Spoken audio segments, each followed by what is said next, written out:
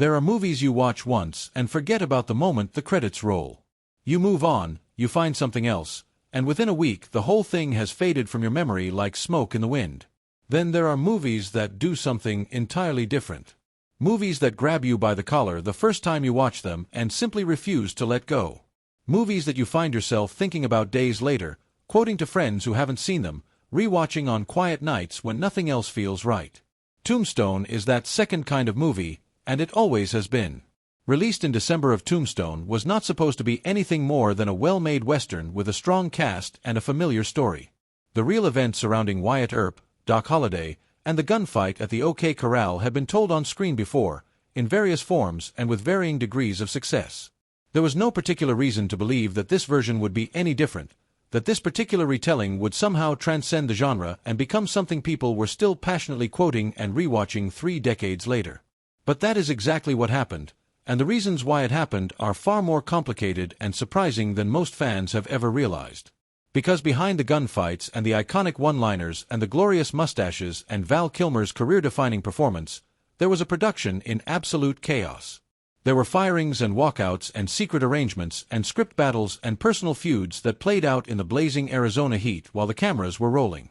And through all of it, there was Sam Elliott, a man who had signed on to this film because of a script he considered one of the finest he had ever read, watching everything around him transform into something he never quite expected. What Sam Elliott has revealed over the years about his experience making Tombstone is the kind of behind-the-scenes truth that changes how you see a film forever. It is not a simple story of triumph or disaster. It is something richer and more human than either of those things. It is the story of an artist who believed in something deeply, watched that something get pulled apart and put back together in a different shape, and then had to reconcile his own feelings about the result with the undeniable fact that audiences around the world fell completely in love with it. Once you understand what Elliott knew and felt and experienced during the making of Tombstone, you will never watch this film the same way again. So let us go back to the very beginning and walk through every layer of this extraordinary story. Before a single camera was ever pointed at the Arizona desert, before one mustache was grown or one costume was fitted or one line of dialogue was delivered, there was a screenplay. And according to everyone who read it at the time, it was genuinely something special. Kevin Jarre was the man who wrote it. Jarre had already proven himself as a serious writer with considerable talent. His screenplay for Glory, the Civil War film starring Denzel Washington and Matthew Broderick, had earned widespread critical respect and demonstrated that Jarre was capable of handling complex historical material with both intelligence and emotional depth. When he turned his attention to the story of Wyatt Earp and the events surrounding Tombstone, Arizona in the early 1880s, he brought all of that same seriousness and dedication to the project. The script Jarre produced was not a typical Hollywood Western. It was sprawling and ambitious and meticulously researched. Jarre had dug deep into the historical record, studying not just the famous events like the gunfight at the OK Corral and the Earp Vendetta ride that followed, but also the political dynamics of Tombstone during its silver boom years, the complicated social world of the frontier town, and the specific personalities of the real men and women involved.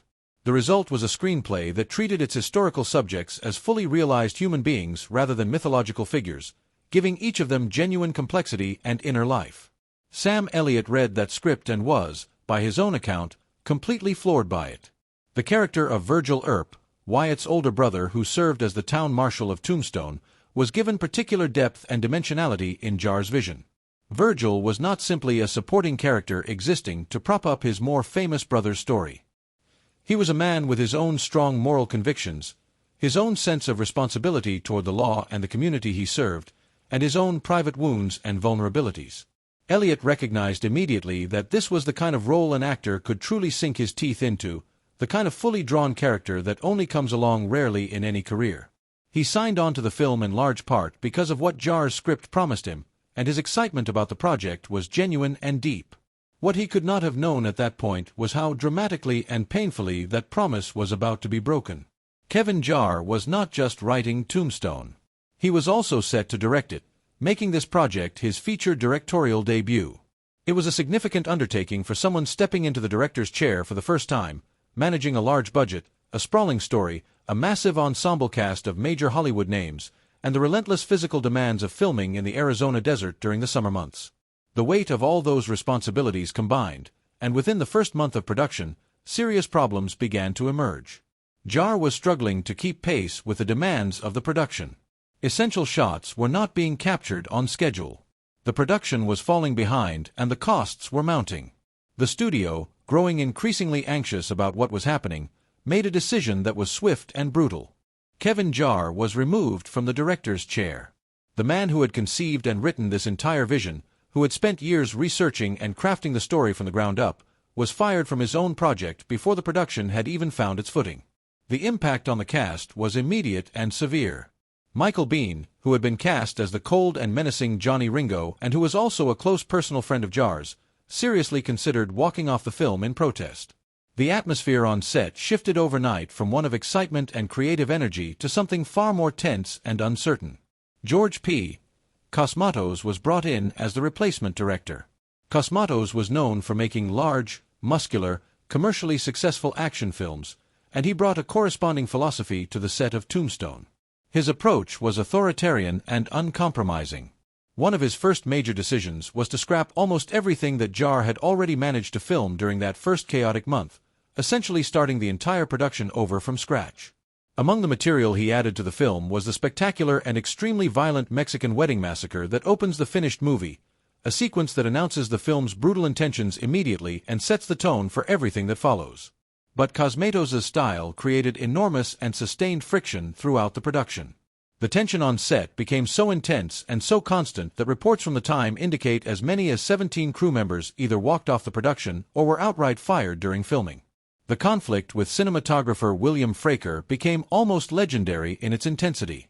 The two men clashed so persistently and so severely that Fraker quit the production not once, not twice, but 3 separate times.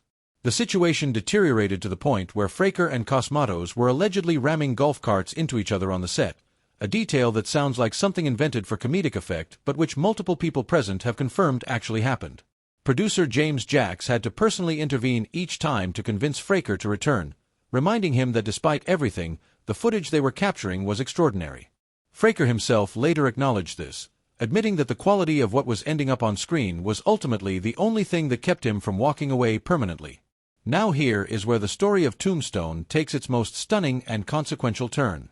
Because while George Cosmatos was officially listed as the director and was commanding the set with his characteristic iron hand, the person who was actually making most of the creative decisions about how Tombstone would look and feel and flow was someone else entirely.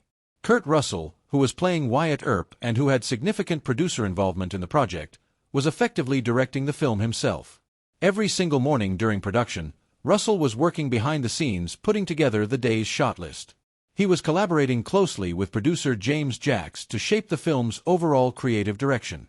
Cosmatos, according to Russell's eventual account of events, was functioning primarily as a public face for the production, the official director whose name would go on the film, while the actual creative engine driving Tombstone forward was Russell working quietly and deliberately from behind the curtain. Russell kept this arrangement completely secret for years, motivated by a personal sense of honor toward Cosmatos. He had made himself a promise that he would not speak publicly about the true nature of the arrangement until after Cosmatos had passed away. George P. Cosmatos died and Russell kept that promise faithfully. Then in a remarkably candid interview with True West magazine, Russell finally confirmed everything. He had directed Tombstone. Cosmatos had been his cover, a necessary arrangement made under extraordinary pressure to keep a production that was on the verge of complete collapse from falling apart entirely. Val Kilmer subsequently supported Russell's account, acknowledging that Russell had been the primary creative force steering the film, though he noted that Russell had not personally directed every actor in every scene given the scale and complexity of the production.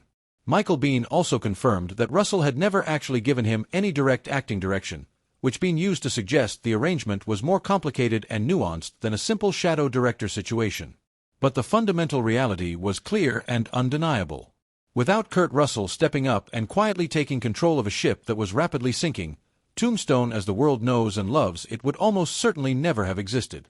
All of this brings us directly to the heart of what Sam Elliott has revealed about Tombstone and why it matters so much to understanding the film. When Russell and James Jacks sat down to trim and reshape Kevin Jar's original screenplay, they cut approximately 30 pages of material from what had already been a very long script. The cuts were not random or careless.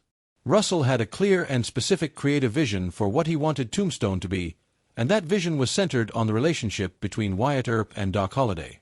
Russell believed, passionately and completely, that the friendship between these two men was the emotional core of the entire story.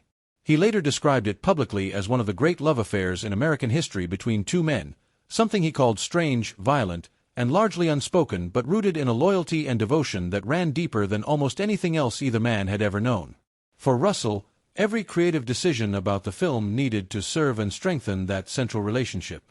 Anything that didn't serve it had to go. From a purely commercial and narrative filmmaking standpoint, the logic of this approach proved itself completely.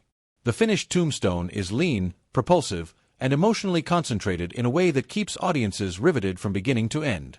The focus on the Earp-Holliday friendship gives the film a beating human heart that elevates it above standard genre fare. The cuts worked. But Sam Elliott was not willing to pretend that nothing had been lost in making them. Elliott has spoken with striking honesty and directness about his feelings regarding the rewrite.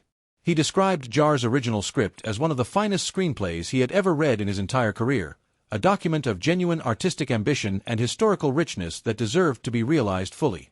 The finished film, in his view, had stripped away too much of what made that original script exceptional. The character development was reduced. The connective tissue between scenes and characters that gave the story its depth and humanity was cut away. The smaller, quieter human moments that made the larger dramatic events land with their full emotional force were removed in service of pace and momentum. Elliott went so far as to say that if the rewritten version of the script had been the one originally presented to him when he was first approached about the film, he might not have agreed to be part of the production at all. That is an almost shocking admission about a film that has since become one of the most beloved westerns in movie history. But it is also a deeply honest one, and it deserves to be taken seriously rather than dismissed. What Elliott was mourning was not the success of the finished film. He understood perfectly well that Tombstone had connected with audiences in a profound and lasting way. What he was mourning was the version of the film that existed in those pages before the cuts, the fuller and more expansive vision that Jar had crafted and that Elliott had fallen in love with when he first read them. He was mourning the Virgil Earp who never quite made it to the screen, the character with all of his complexity and interiority intact, the man behind the badge whose full story the audience never got to see. To fully appreciate the weight of what Elliott was describing, you need to understand something about who Virgil Earp actually was and what Jar had originally written for him. The real Virgil Earp was in many respects the most straightforwardly honorable member of the Earp family, a man who took his responsibilities as a lawman deeply and genuinely seriously in an era and an environment where that kind of commitment carried real personal danger. He was the one who formally authorized the confrontation at the OK Corral, acting in his capacity as town marshal, and he paid an enormous price for that decision. In the aftermath of the gunfight, the cowboys and their allies came for Virgil specifically. He was ambushed in the dark on a Tombstone street and shot with a shotgun, the wounds leaving his left arm permanently disabled for the rest of his life. Jar's script apparently gave this arc the room and time it deserved, establishing Virgil's character and values fully enough that when the assassination attempt came, audiences felt the full devastating weight of it. The cuts shortened and compressed this material significantly. Elliott played what he was given with every ounce of his considerable skill and presence, delivering a performance of quiet authority and dignified stoicism that remains one of the best things in the finished film. But he always knew how much more there could have been, and his honesty about that gap is part of what makes his perspective on Tombstone so valuable and so interesting. Despite the chaos, the rewrites, the secret arrangements, and the genuine artistic disappointments experienced by members of the cast, something remarkable and almost inexplicable happened during the making of Tombstone. The people involved in creating it came together and made something that worked on every level that matters. Part of that can be attributed to the remarkable chemistry of the ensemble cast. Kurt Russell brought a steel-eyed intensity to Wyatt Earp that felt completely authentic. Val Kilmer delivered a performance as Doc Holliday so perfectly calibrated and so deeply felt that it has never been surpassed in any version of this story before or since. Bill Paxton gave Morgan Earp a warmth and vulnerability that made his eventual fate genuinely heartbreaking. Powers Booth oozed menace as Curly Bill Brocious in a way that made every scene he inhabited feel genuinely dangerous. And Sam Elliott anchored the whole enterprise with a kind of grounded, commanding presence that only comes from an actor who has truly done the work and truly understands the character he is playing, even when he knows that character has been shortchanged by the script. Part of it also came from the shared commitment to authenticity that ran through the entire production. The decision, originally insisted upon by Jar before his firing, that the principal cast would grow real mustaches styled in the specific waxed and curled manner of men from the became a kind of symbolic bond for the actors. Russell, Elliott, Kilmer, Paxton, Booth, Bean, Stephen Lang, and Jason Priestley all committed to this fully. No fake stick-on props, no shortcuts. It was a small thing in one sense, but it represented the spirit of genuine commitment to the material that the best members of this cast shared, a belief that getting the details right mattered even when everything around them was falling apart.